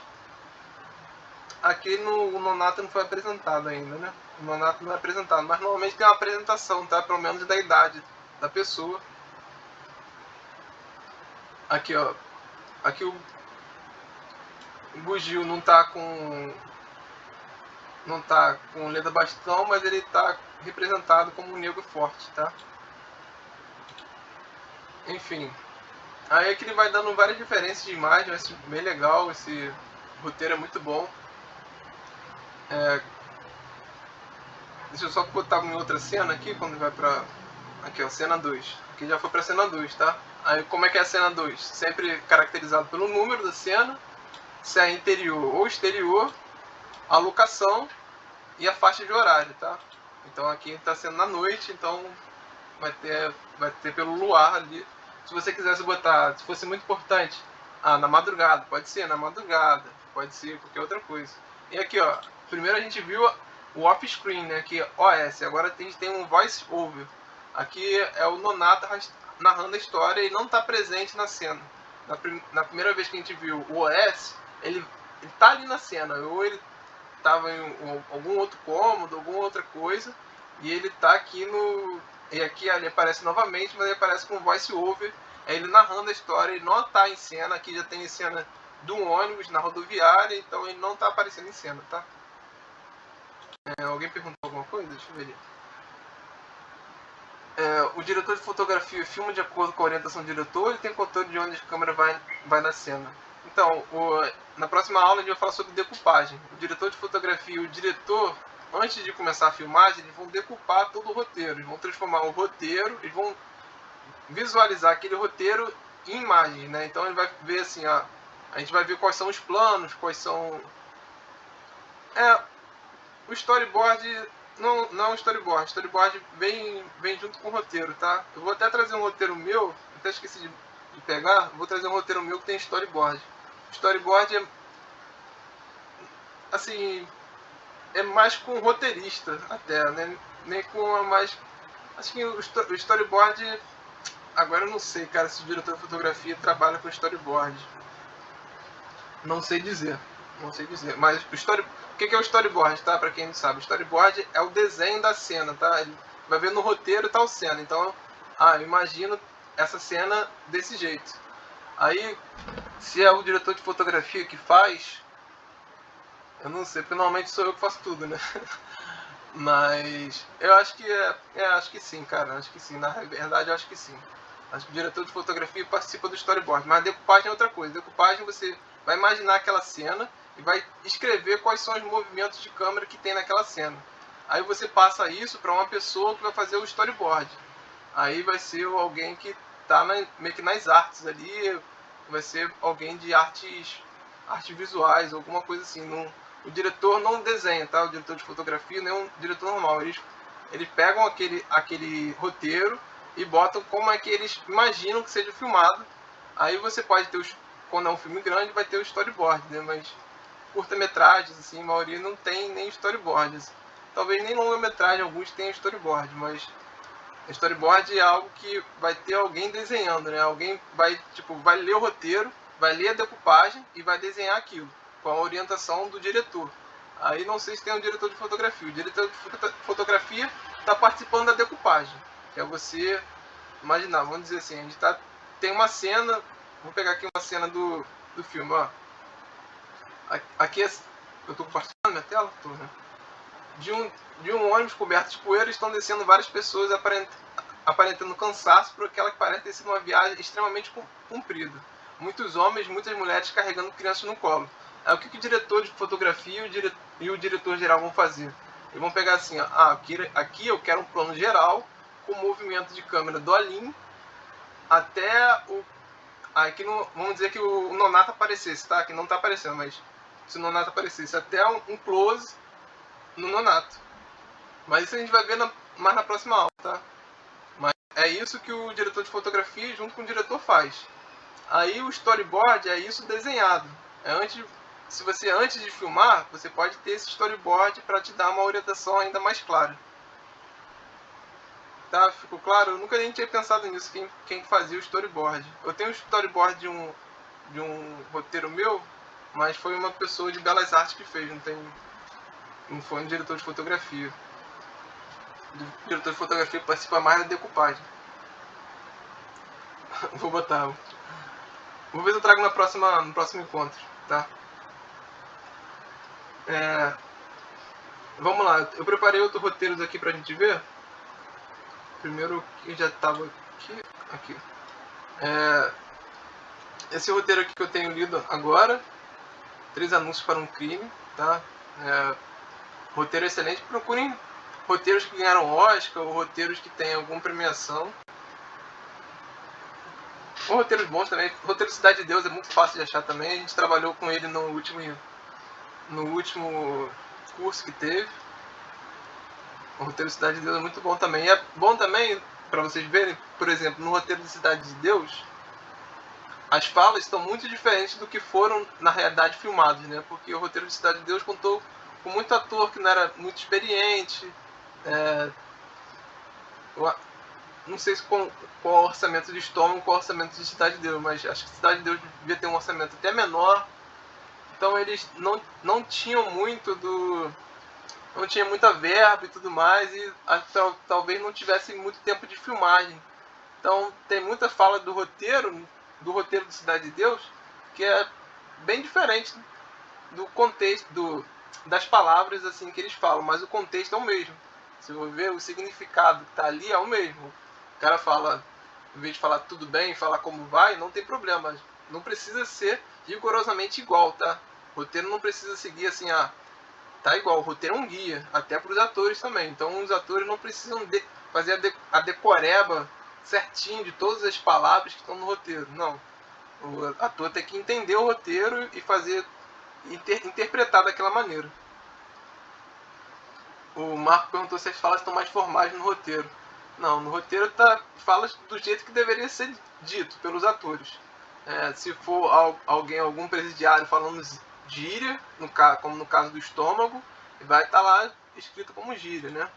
Deixa eu pegar alguma parte do Babu aqui. Acho que o Babu fala alguma coisa. Aqui o Babu falando bugiu, né, no caso. Mas esta merda não vai dormir aqui dentro nem fudendo. Tá aí, é assim, sabe? Ele vai falar, vai estar escrito no roteiro palavrão, vai estar escrito no roteiro a gíria, não precisa estar de modo formal, não. Precisa estar no modo que vai ser falado. Mas se ele falar, em vez de ele falar essa merda, ele falar essa porra ou alguma coisa do tipo, mas dentro do contexto da mesma coisa, o diretor vai aceitar, né? Então meio que o diretor que vai meio que aceitar ou não, né? Vai conduzir esse filme. Mas não tá de modo mais formal, não. Tá de modo mais visual, né? O roteiro tá de modo mais que você consiga enxergar, né? Você consiga ver aquele filme. Quando você lê, você vê. E lembrando, sempre está no presente. O roteiro sempre vai estar no presente. Nunca vai ter algo no roteiro que vai ser no passado ou no futuro. Isso é primordial, tá? Eu peguei esse roteiro aqui pra gente ver algumas coisas sobre diálogos, tá? Aqui, esses filmes têm muito diálogo. Vocês podem ver também aqui a marcação das cenas. Você pode configurar assim também no programa, tá? Para aparecer dos dois lados. Tem gente que faz isso. Do mesmo jeito lá, se vocês forem ver o roteiro, os roteiros são sempre assim. Interior, exterior, aonde eles estão, se é dia ou se é noite, tá? Aí que tem a descrição da ação.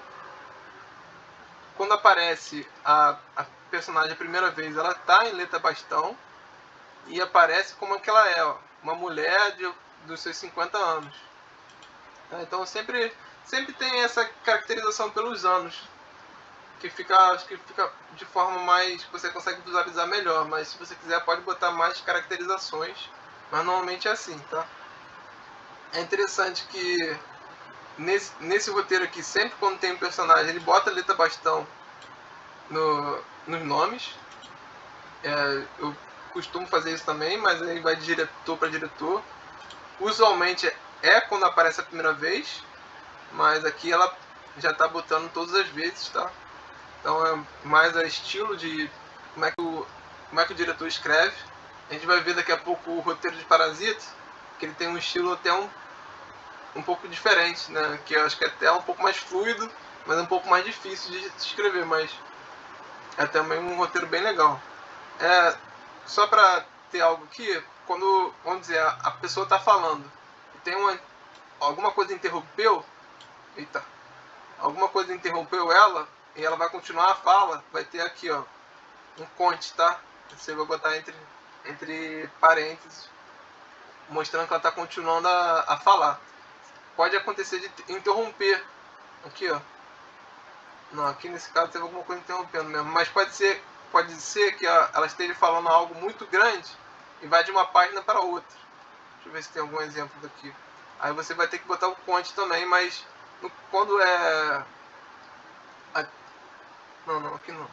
Mas quando você está no programa, ele já faz isso automaticamente. Quando ele vai de uma página para outra e está no diálogo da pessoa, ele bota esse conte. Deixa eu só ver se eu acho algum exemplo. Só tem exemplo quando a pessoa é interrompida por alguma ação. Ah, tá, aqui, ó. Então aqui tem uma fala dela, uma fala longa, tá? Aí vai para outra página essa fala, a mesma fala. Então você vai ter que botar aqui um mais. E quando vai começar na outra página, você tem que botar um conte, tá? Para mostrar que está continuando aquela mesma fala. O roteiro é isso, não tem muito mistério, vocês vão ter que ler roteiro. Se vocês quiserem adicionar alguma coisa, vamos dizer assim, ela tá falando para ela mesma, ou ela tá falando ela só mexeu com a boca, algo do tipo assim que você quer expressar no diálogo, aí você bota entre parênteses também logo abaixo, tá? Logo abaixo você bota entre parênteses alguma coisa que ela, vamos dizer que você quer deixar característico, tá? Isso cuidado com isso, porque normalmente quem deixa isso característico é o diretor. Então, se você for só roteirista, talvez você não seja tão legal isso. Mas a dica é que vocês comecem a ler roteiros. Vou passar os 3 roteiros que a gente viu hoje para vocês no grupo do WhatsApp, tá? Alguém tem alguma dúvida sobre até agora? Senão a gente já vamos pro próximo roteiro. Tem um roteiro que eu separei uma análise um pouco maior. Bom, separei também um roteiro de Parasita, tá? Aqui já característica do roteiro, sempre tem quem fez o roteiro, tá? E quando tem um argumento diferente, ou se for baseado em algum livro, você vai escrever aqui também. Então tá na capa o título, de quem fez o roteiro. Aí se for uma pessoa diferente que fez o argumento, você pode botar aqui, vamos dizer que o argumento só foi o Bong, mas o roteiro foi o Bong, tem mais essa pessoa aqui que eu não vou tentar ler o nome não. Mas e se for baseado em algum romance, por exemplo, Cidade de Deus é baseado em um romance, aí vai estar escrito o roteiro de quem que é e vai estar embaixo baseado em tal romance.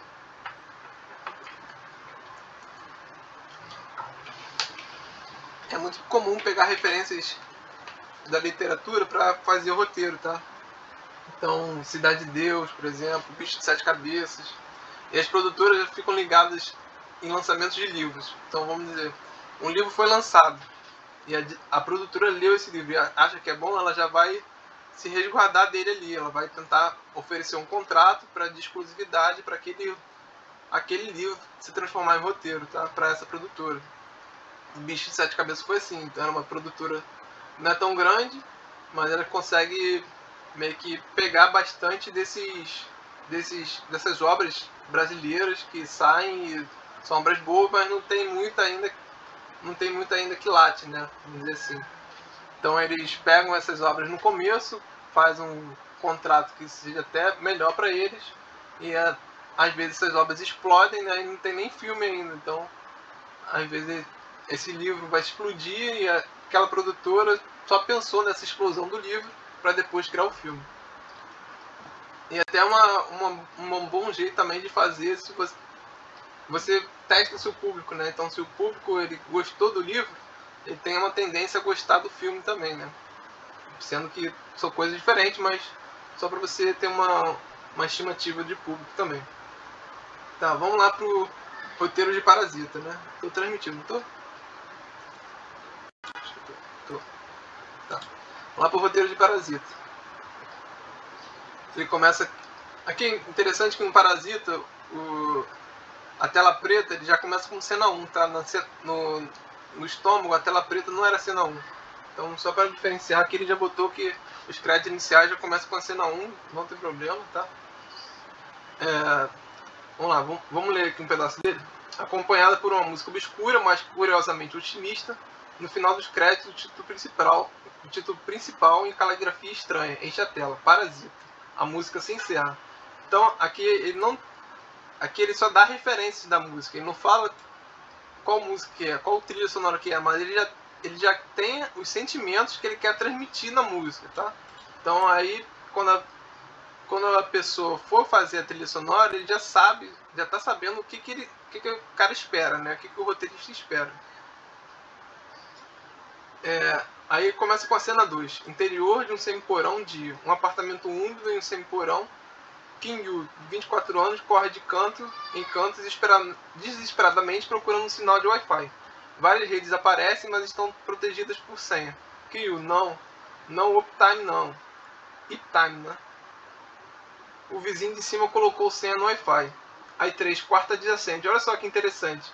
Ele pega e transforma as cenas já faz de forma mais fluida. Ele não bota interior. Aqui ele poderia botar interior, casa, quarta adjacente, dia. Mas a cena já está se passando aqui no interior do semi-porão e a gente já sabe que é uma casa. Então, se aqui já está no interior de uma casa e já está no dia, ele só se repete aqui, ó. Ele só repete, ó. Ele só tá vendo que trocou a locação dentro da casa, por isso que mudou a cena. Lembrando, toda a cena muda com a troca de locação, tá?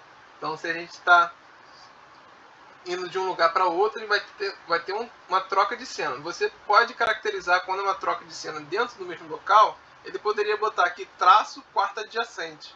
Mas eu acho que fica estranho, é mais fácil você começar uma outra cena, tá? Fica melhor de você imaginar.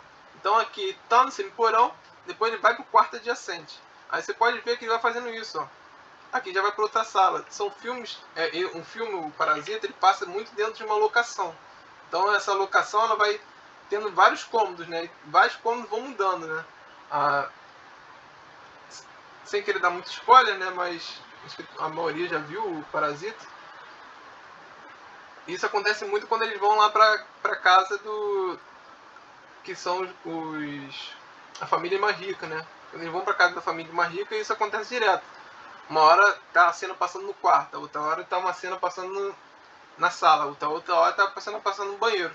Então eles não precisam ficar toda hora botando interior, casa, banheiro, dia. Não, já vai, interior, semi-porão, dia. Quarto adjacente, outra sala, e vai, ó. Sala, cozinha. Aí tá vendo aqui, ó?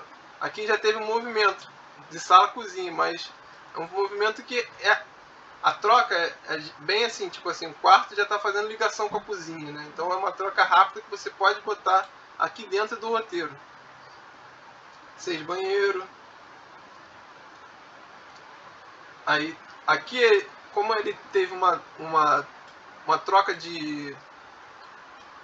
uma troca temporal, ele já quis escrever, a cena 7 vai ser interior do semi-porão, só que vai ser mais à tarde, tá?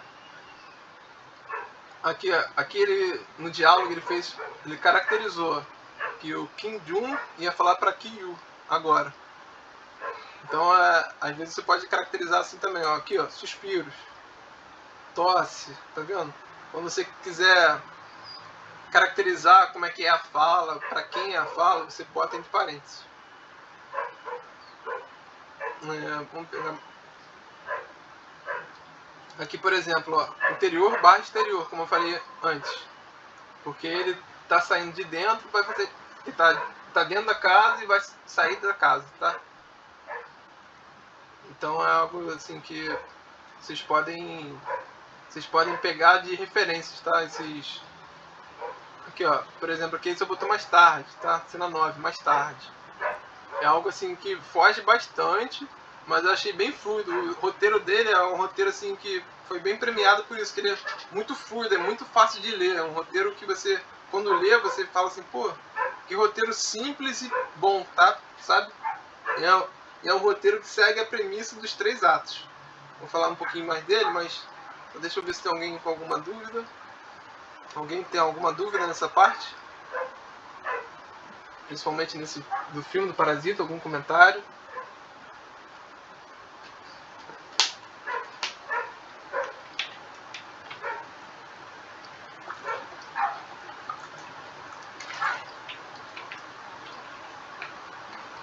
Então vamos lá.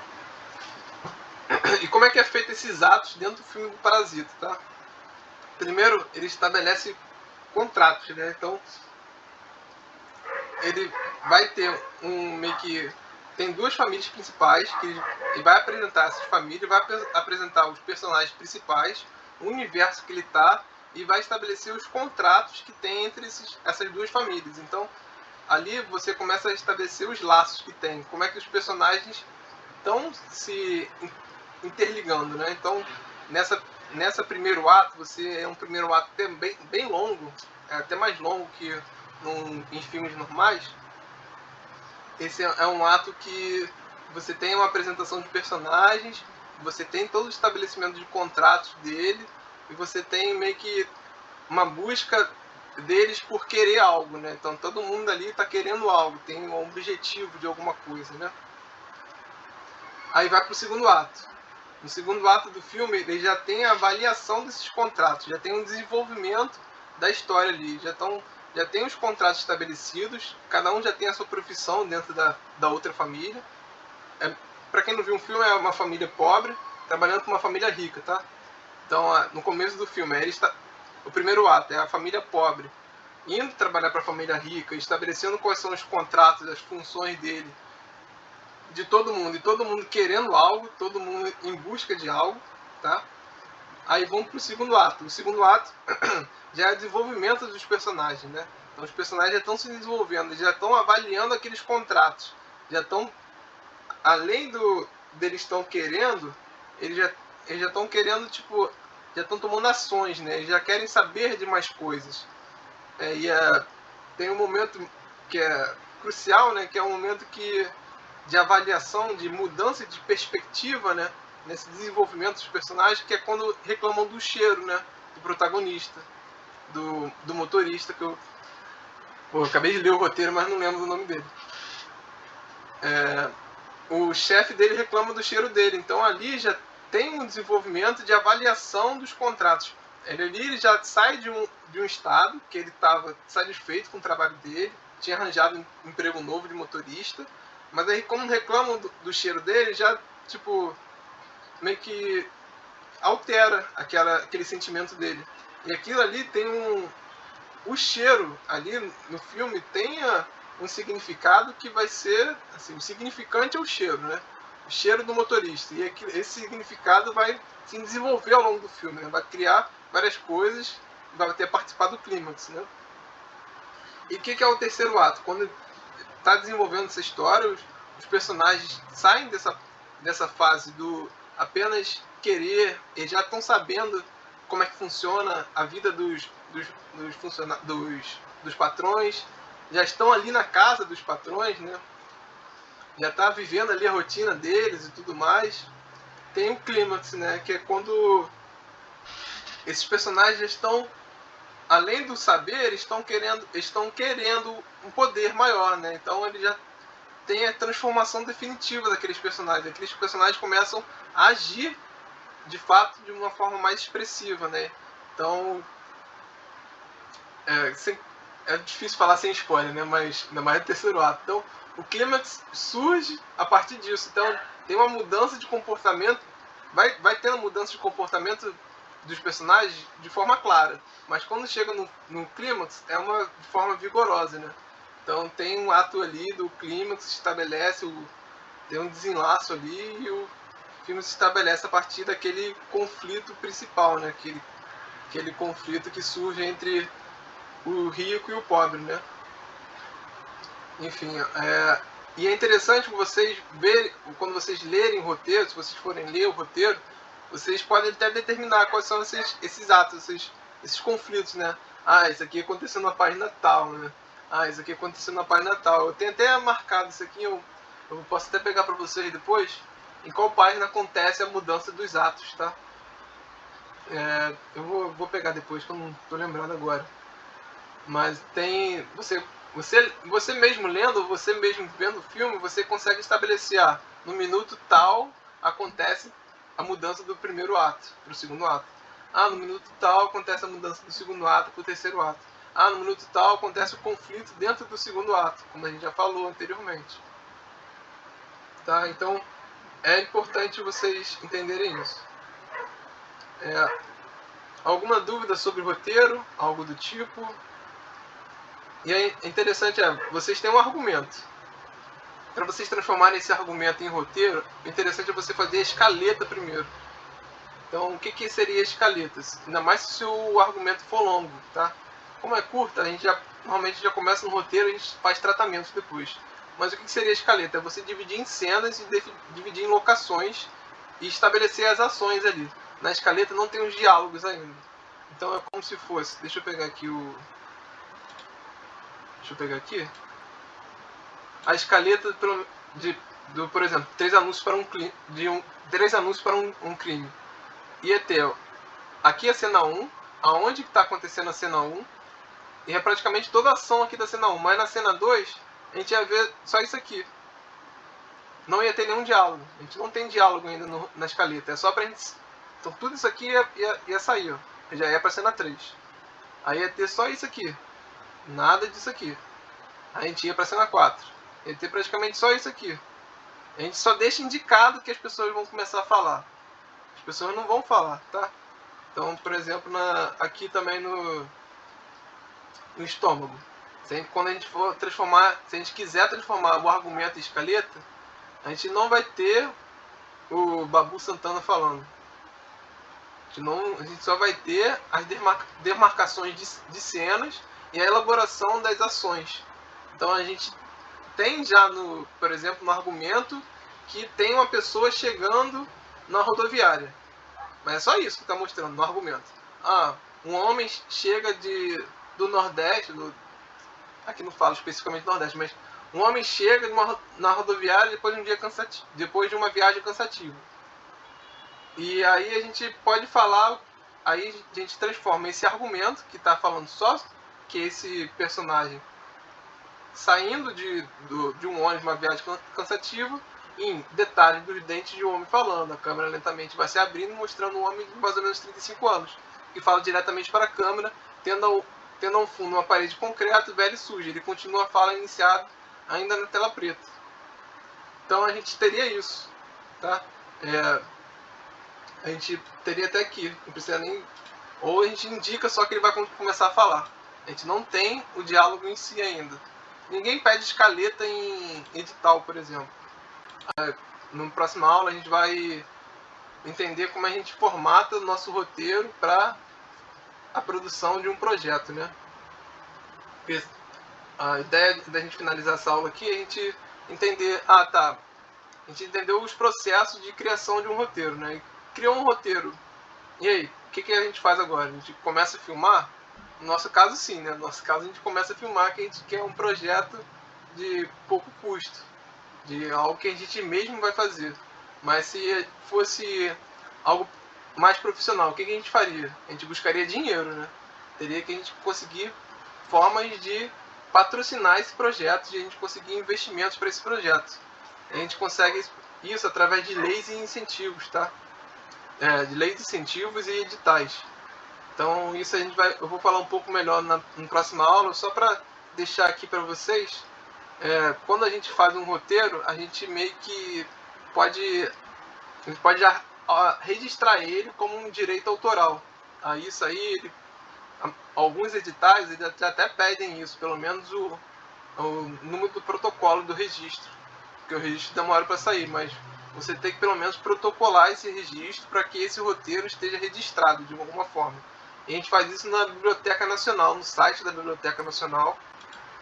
Tem esse requerimento aqui de registro, tá? Então a gente vai preencher esse requerimento. Aí depois desse preenchimento de requerimento, a gente vai emitir por nós mesmos a guia de recolhimento da União. A gente vai definir qual é esse valor que a gente quer. Como a gente define esse valor? A gente vai vir na tabela do Ministério da Cidadania para registro simples, que é no valor de R$40, aqui o valor com desconto de 20. Eu não entendo muito esse valor com desconto, tá? E quando a gente fizer isso, a gente tem que levar esse formulário preenchido, a guia de recolhimento paga, a gente tem que ir lá na sede do Escritório de Direitos Autorais, levar isso tudo impresso, cópia de identidade, todas as identificações, né? E aí você pode até ligar, deixa eu até deixar aqui, Ctrl+C. Você pode até ligar para tirar algumas dúvidas lá com eles, mas você vai levar todo esse registro, todo esse protocolo que você fez para fazer o registro de direito autoral desse teu roteiro. Porque você vai inscrever ele em um projeto, de algum edital, de alguma coisa, você tem que, na maioria dos casos, você tem que ter esse registro de direito autoral. Como é algo barato, é algo só mais trabalhoso, é bom de se fazer.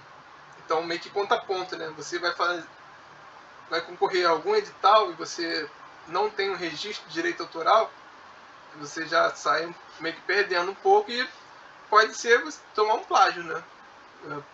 Pode ser que você vai para algum edital, sei lá, pode ter algum edital para obras da Rede Globo. Aí o cara vê lá o teu roteiro, vê que você não fez nenhum registro, pode copiar. Aí você meio que não tem nenhuma garantia, né? Se você não fizer nenhum tipo de registro. Então, todo registro de direito autoral no Rio de Janeiro, você tem que ir até na Presidente Vargas, no escritório de direitos autorais. Não sei como está funcionando agora na pandemia, mas você tem que estabelecer esse registro desse roteiro lá, tá? Pra você não tomar nenhum plágio, nem nada do tipo. Alguém tem mais alguma coisa para falar? Alguma dúvida? Eu vou mostrar aqui o roteiro que a gente fez no último workshop. A gente viu o argumento dele, né? Deixa eu até pegar o argumento dele de novo. Deixa eu ver se eu acho. Argumento 4.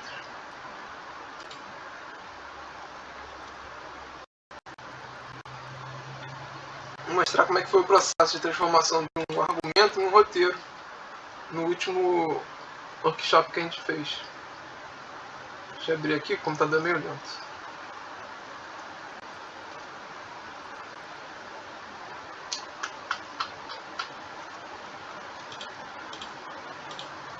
Tá, tem um argumento aqui, eu vou ler de novo esse argumento, tá?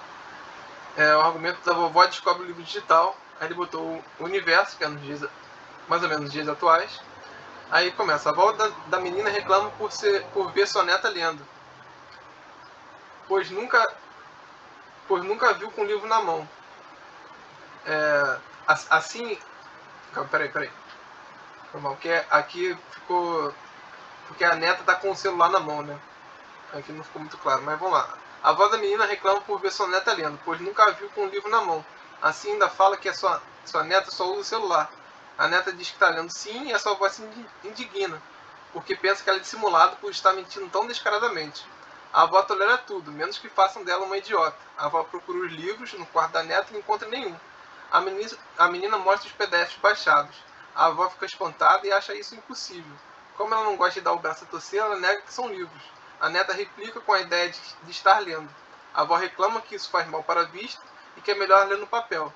A avó aparece em um canto de pouca luz, abre seu Kindle de forma que ninguém perceba e começa a ler, mas sem tentar dar o braço a torcer. Detalhe no sorriso da avó. Aí, como a gente transformou isso aqui em roteiro? A primeira coisa que a gente fez foi demonstrar quais foram as cenas.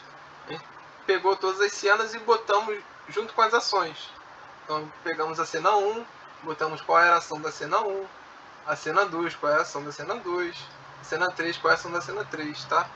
Como que é um roteiro que a gente teria várias avós participando de um mesmo papel, a gente não definiu qual é a idade, né? A gente só definiu quem era o personagem. Então, como é que foi? Cena 1, interior, sala dia. Em um canto da sala, a avó Cleide Odete resmunga, pois sua neta nunca está usando seu tempo para ler livros.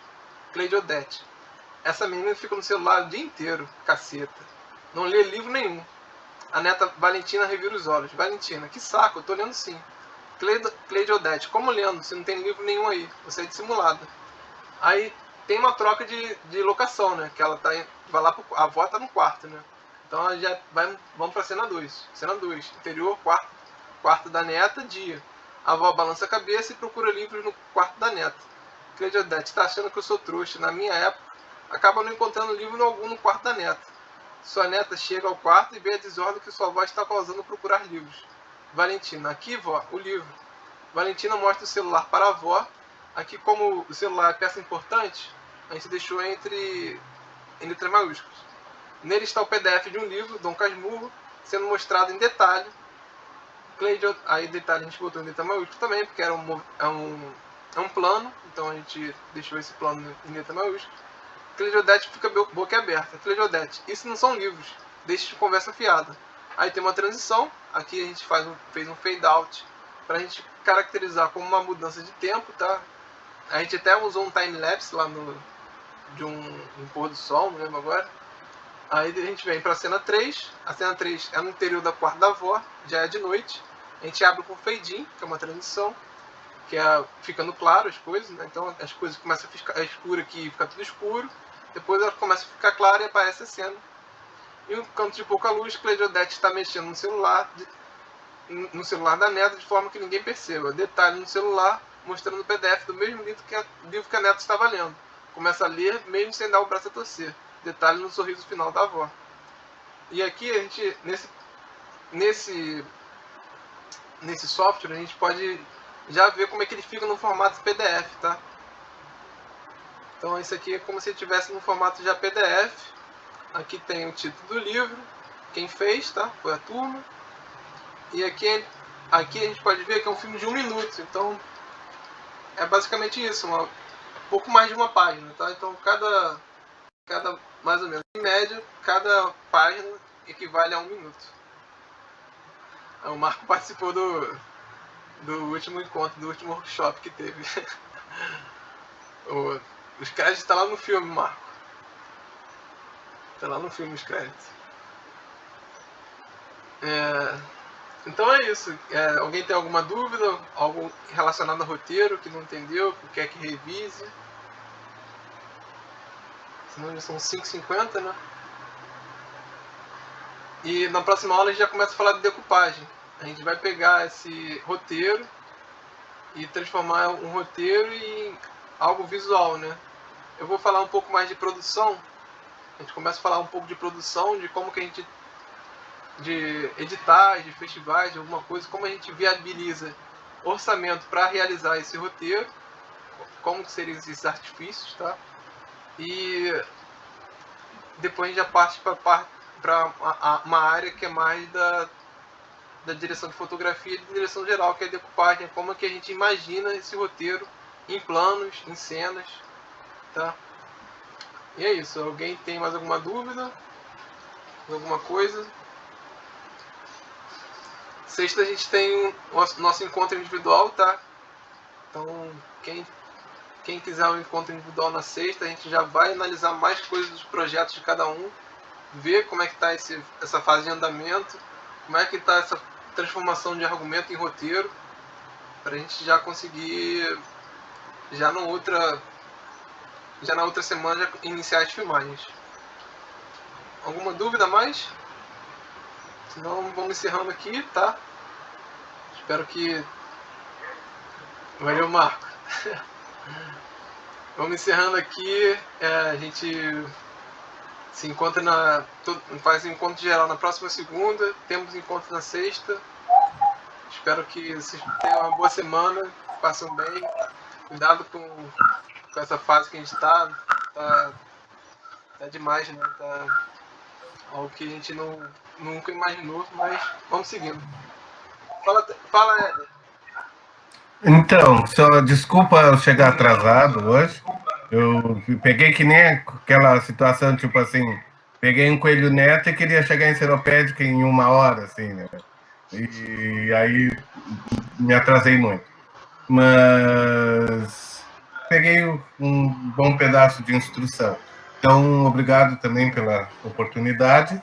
Quiçá nos vejamos, né? Que todos nós nos cuidemos bem, cada um se cuidando, né? Cada um na sua bolha, no seu quadrado, né?